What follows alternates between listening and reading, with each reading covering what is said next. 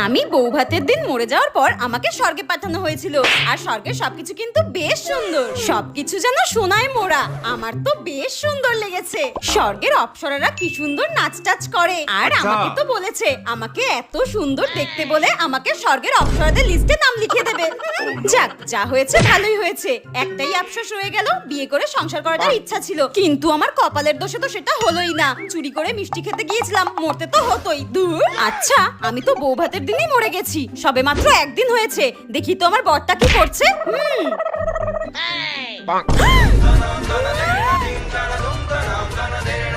আমি মরেছি এখনো একদিনও হলো না, আর আমার বর এখানে তার এক্স গার্লফ্রেন্ডের সঙ্গে ফোনের মধ্যে প্রেমপিরিতি করে বেড়াচ্ছে।